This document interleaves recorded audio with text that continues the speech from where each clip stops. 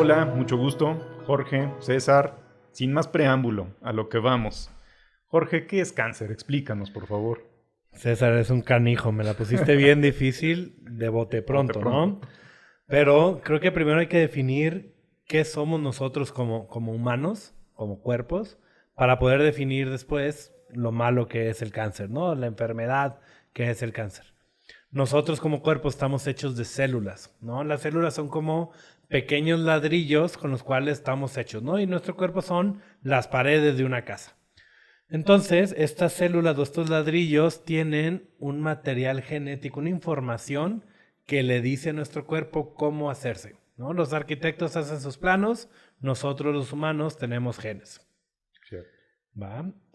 Si lo vemos así, entonces el cáncer va a ser una alteración en alguno de estos ladrillos donde genéticamente cambia la información y que empiezan a crecer estos ladrillos. Y entonces, en lugar de tener una pared bien bonita, tenemos un montón de ladrillos tirados por el suelo o uno encima del otro, pero sin un patrón específico. Y eso es lo que nos va a dar cáncer, ¿no? Eso Sí. como tal es el cáncer, no sé tú qué opines. Me gusta tu analogía y pensar en nuestro cuerpo como un edificio, paredes, ladrillos que son las células y la información genética que son los planos que cada célula tiene en su interior. Y sobre todo no solo debe producir paredes bonitas, sino paredes funcionales, paredes que nos protejan, paredes que sirvan para darle estructura a ese edificio, ¿no? Y, y puertas y Y ventanas, ventanas, ¿no? O sea, toda la y también estructura. de repente tener que una otra silla, ¿no? Para sentarnos que nos De cansamos, ¿estamos de repente. acuerdo?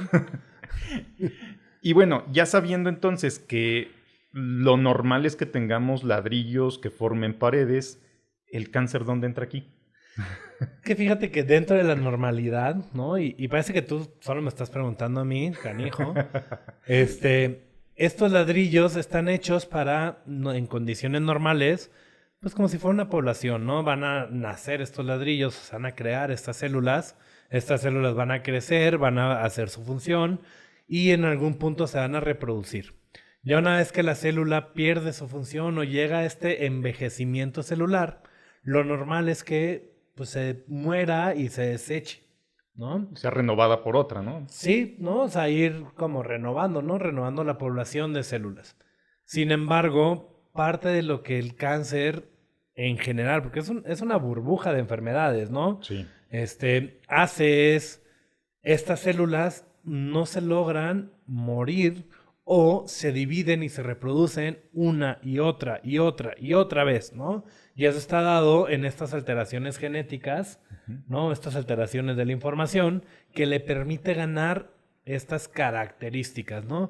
Y no son características malas, no sé si has leído estos artículos donde las características de crecimiento descontrolado son normales. Sí, de hecho son necesarias, como bien ya vas enfilando la plática.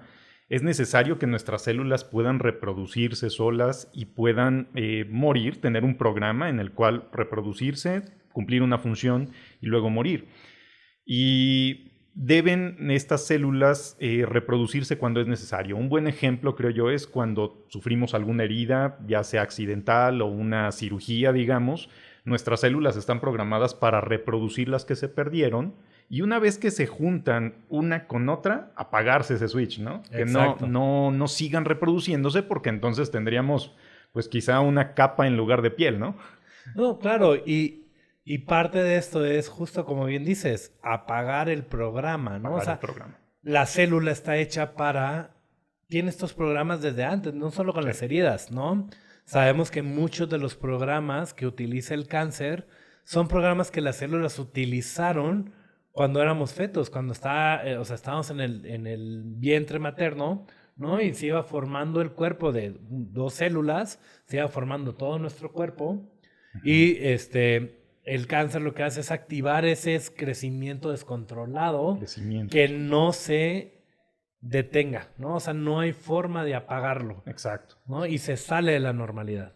Y es justo cuando se puede volver en nuestra contra, ¿no? O sea, ese crecimiento descontrolado. Creo que ese es un punto fundamental para entender. Es un crecimiento que no está controlado Y entonces las células se van acumulando y forman ese cúmulo de ladrillos que mencionabas sin que pueda cumplir una función. Yo te quiero sacar ahorita ya de control un poquito. Venga. Ahorita usaste el ejemplo de la cicatrización como ejemplo de crecimiento, de programa para crecimiento y reponer. ¿Habrá alguna situación en cicatrización que haya un crecimiento descontrolado y que no sea cáncer? Sí, sí lo hay. Digamos, cuando la cicatriz se reproduce más de lo que debería, le llamamos cicatriz queloide, ¿no? Y pues ocurre que se van acumulando esas células o incluso se pueden formar condromas, ¿no? Vamos para allá. Ok. Digo, ese tal vez formación y fisiopatología de condroma la dejaremos para otro episodio. Para otro episodio. Vale. Pero mejor ubiquémonos en que si hay una cicatrización o si hay necesidad de reproducir células nuevas, estas están programadas para reproducirse y después apagarse. Pero también puede ocurrir que este crecimiento, por alguna alteración en el mapa, en los genes, se siga produciendo hasta que forme cúmulos. Y ojo, aquí entra un concepto importante, no me dejarás mentir, tumor. Y cuando hablamos de tumor, hablamos de bola, ¿no?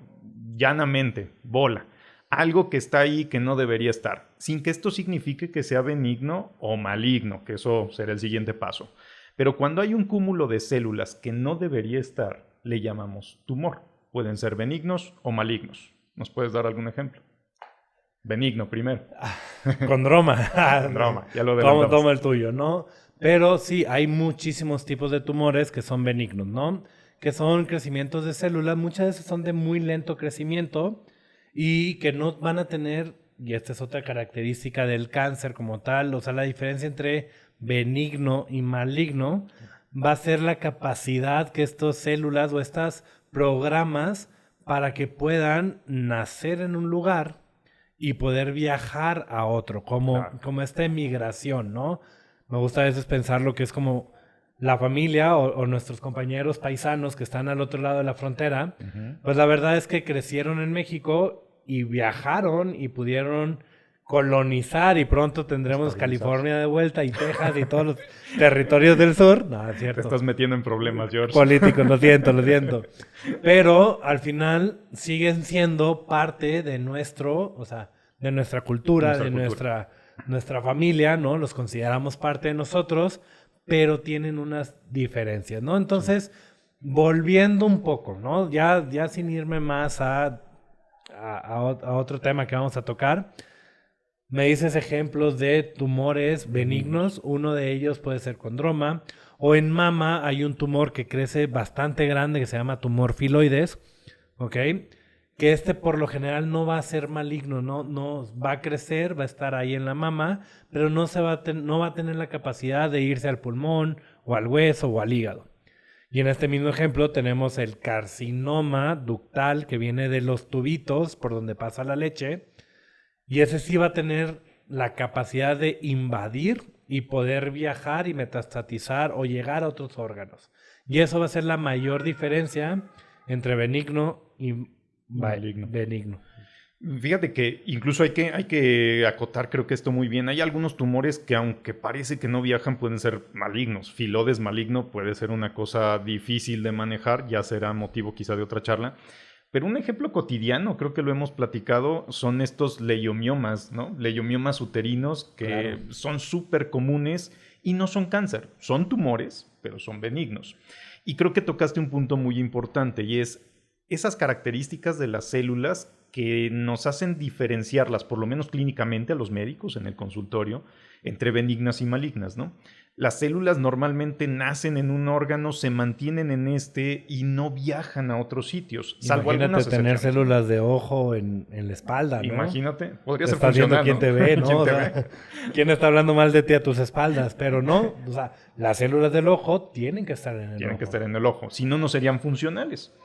Entonces, usualmente nuestras células no viajan a otro sitio, salvo algunas excepciones. Ejemplos, pues las células sanguíneas, ¿no? O las células del sistema inmune. Pero normalmente nuestras células nacen en ese órgano, cumplen su función en ese órgano y mueren en ese órgano. Sin embargo, las células malignas, las que forman tumores malignos, tienen lo que ya decías tú, esa capacidad de viajar a otros sitios, implantarse, colonizar y entonces de ahí reproducirse y quizá dar otras poblaciones que vuelvan a viajar. Metástasis, que dan metástasis, ¿no? Claro. Entonces, esa es una de las características principales de las células malignas y es a lo que le llamamos cáncer. Claro. ¿Estás de acuerdo? Claro, porque hay que cambiar la definición, ¿no? No todo tumor es cáncer. Claro. Y también no todo cáncer hay tumor, ¿no? Exacto. Hablando de leucemias, sí. ¿no? Principalmente estos tumores en sangre, ¿no? Que están en todo el cuerpo, pero si buscas ¿dónde está el tumor? No lo vas a encontrar. Si buscas una bola, no vas a encontrarla. Si buscas una bola, no la vas a encontrar, Muy ¿no? probablemente no, claro. Sí, totalmente de acuerdo con eso. Y quizá también debamos platicarle a nuestra audiencia que hay otras características que nos hablan de cáncer. Una de ellas es viajar. Y la otra, que a mí me llama mucho la atención, es que estas células tienen la capacidad de manipular mucho más que las células normales a su medio interno, es decir, de manipular a otras células. Son como bullying. Ándale. Son estas células que pueden reclutar, incluso ahora lo sabemos, pueden reclutar a células del sistema inmune y usarlas a su favor, usarlas como guardaespaldas. Eso es increíble, ¿no? No, y no solo reclutar al tumor, ¿no? O sea, uno diría, oye, pues es que si soy una célula, un ladrillo, pues la verdad es que soy relativamente frágil y me rompo fácilmente. Sí. Y entonces, quiero viajar a otro órgano, a otro país. ¿Cómo le hago? ¿Cómo le hace el cáncer para hacer ese viaje? Pues bien dice, recluta plaquetas y se llena alrededor de sí mismo de estas plaquetas para que las fuerzas del río, de la sangre, no lo destruyan. ¿No? Y eso es bastante interesante, tienes razón, son bien manipuladores. Ese cáncer es un canijo, como tú, ¿no? Gracias por la comparación, amigo. Bueno, creo que es importante justo que vayamos definiendo esto. Cáncer es una enfermedad y es una enfermedad genética, podemos adelantar desde ahora. Incluso yo me adelantaría un poco y diría que no es solo una enfermedad, son muchas enfermedades, ¿no? Claro. Son muchas enfermedades que comparten rasgos en común, pero son también diferentes entre sí. Y todo radica muy probablemente en estos planos para reconstruirse, en estos planos para reproducirse las células que de alguna manera cambian, mutan y hacen que estas células se vuelvan mucho más adaptables, mucho menos frágiles, mucho más fuertes, audaces porque viajan a otros sitios. Son supercélulas de alguna manera. Claro, y solitarias, ¿no? Porque al final una célula normal debe de aceptar, ¿no? Oye, pues yo estoy aquí, somos amigos, ¿no? Como en comunidad. Convivir, ¿no? Convivir célula con célula. Célula con célula. La célula cancerígena, la verdad es que dice, me vale, yo voy a crecer. Y no me importa lo demás. Y no me importa lo demás, ¿no? Y aunque tú me digas, oye, hazte para allá, me estás estorbando. Estás pisando. Yo voy a decir, pues ni modo, voy a crecer y voy a crecer y voy a destruir, ¿no? Al final de cuentas, destruyen donde están. Creo que ese es otro punto fundamental. Y eso también muchas veces se nos olvida porque decimos, es benigno, es bueno, ¿no? Y tal vez, retomando nada más ese puntito que creo que nos faltó es, no porque un tumor sea benigno, no va a hacer daño. Claro. Muchas veces el tumor benigno, por su localización, al momento de darle un tratamiento quirúrgico o darle un tratamiento de radioterapia, o algún tratamiento local, pues no es como que lo quitas y el tejido muchas veces no se recupera. Pues no somos lagartijas, ¿no? Si me quitan la cola, gracias a Dios no tengo cola. Me preocupé de un momento. No, te hago espacio, amigo. No nos vuelven a salir, ¿no? O sea, claro. Si quitamos en tu ejemplo de los miomas uterinos, ¿no? Que hay muchísimas mujeres que llegan y es que me quitaron la matriz o el útero por miomas y me dijeron que no era nada malo. Pero pues ese mioma sí ocasionó sangrados. Ese mioma sí, o sea, ya ese órgano ya no está, ¿no? Entonces, ese es un ejemplo, pero también daña, ¿no? Y requieren, perdón que te interrumpa, y requieren un tratamiento específico, ¿no? O sea, totalmente. No decimos que un tumor benigno no se deba tratar. Hay meningiomas que requieren tratamiento. Estos son tumores benignos en el sistema nervioso central, en la cabeza, dentro del cerebro. y que pueden ocasionar efecto de masa, lastimar, dar dolor de cabeza, dolor de cabeza, convulsiones, ¿no? Y que requiere un tratamiento específico. Pero es otra área, es otra enfermedad. Esto no es cáncer porque un meningioma no cumple con las características que mencionábamos. Totalmente. ¿Verdad? Totalmente. Entonces, hablar de cáncer es algo, sabemos, muy difuso, amplio, grande, pero podemos aterrizarlo en que el cáncer está hecho de células que cambiaron, que mutaron y que no obedecen las órdenes del cuerpo, que no saben vivir en comunidad, como ya decías tú, y que pueden metastatizar, es decir, viajar a otros órganos, colonizarlos y lastimarlos. Esa es una de las características principales. Además de fabricar sus propios vasos sanguíneos para hacerse llegar sangre y nutrientes. Y poder viajar más. Y poder viajar más. Entonces, de alguna manera esto es lo que tratamos en oncología, ¿no? Cáncer, tumores malignos, sin que signifique que los tumores benignos no requieran tratamiento, ¿no? También lo requieren. Totalmente. Oye, César, fíjate que muchas veces a mí lo que me pasa es que llegan conmigo y me dicen, es que a mi comadre tuvo cáncer, ¿no? Y le dieron unas pastillitas. ¿Cree que para mi cáncer puedan servir las mismas pastillitas? Sí, ese es un punto importante, Jorge. A mí me pasa también. Y justo aquí radica uno de los puntos que ya mencionábamos hace un momento. El cáncer no es una sola enfermedad. En realidad es un conjunto de enfermedades con rasgos genéticos en común.